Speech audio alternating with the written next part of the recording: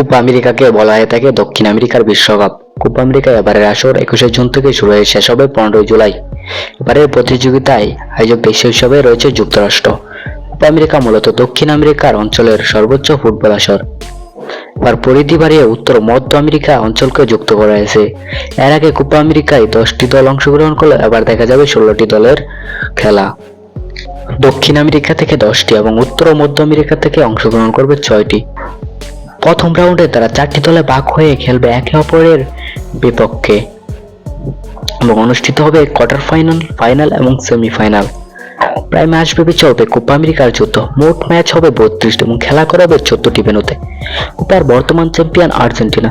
2021 সালে কোপা আমেরিকার ফাইনালে তারা বিখ্যাত মারাকানা স্টেডিয়ামে ব্রাজিলকে 1 গোলে পরাজিত করে।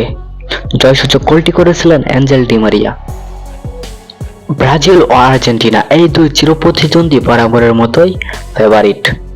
এখন দেখে নেওয়া যাক 2024 কোপা আমেরিকার পূর্ণাঙ্গ সময়সূচি। গ্রুপ পর্বে এতে রয়েছে আর্জেন্টিনা, পেরু, চিলি এবং কানাডা। গ্রুপ বিতে রয়েছে Mexico, Ecuador, Venezuela, Jamaica.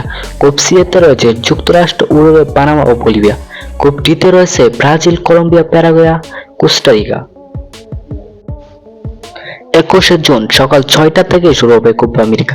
21 June Argentina বনাম কানাডা, 22 জুন পেরু বনাম চিলি, 23 জুন ইকুয়েডর বনাম ভেনেজুয়েলা, মেক্সিকো বনাম জামাইকা। যুক্তরাষ্ট্র 24 জুন যুক্তরাষ্ট্র বনাম বলিভিয়া, উরুগুয়ে বনাম পানামা। 25 জুন কলম্বিয়া বনাম প্যারাগুয়ে, ব্রাজিল বনাম কোস্টারিকা। 26 জুন পেরু বনাম কানাডা, আর্জেন্টিনা বনাম চিলি। 27 জুন ইকুয়েডর বনাম জামাইকা, মেক্সিকো বনাম ভেনেজুয়েলা। 28 জুন যুক্তরাষ্ট্র বনাম পানামা, উরুগুয়ে বনাম বলিভিয়া। 29 জুন কলম্বিয়া বনাম কোস্টারিকা, ব্রাজিল বনাম প্যারাগুয়ে। 30 জুন আর্জেন্টিনা বনাম পেরু, কানাডা বনাম চিলি। 1 জুলাই মেক্সিকো বনাম ইকুয়েডর, জামাইকা বনাম ভেনেজুয়েলা।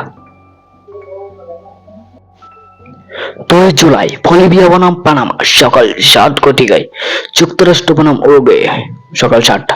3 জুলাই ব্রাজিল বনাম কলম্বিয়া, কোস্টারিকা বনাম প্যারাগুয়ে। বন্ধুরা, কোপা আমেরিকার আরো আপডেট জানতে এবং নিত্য নতুন খেলার ভিডিও পেতে আমাদের চ্যানেলটি সাবস্ক্রাইব করে আমাদের পাশেই থাকেন।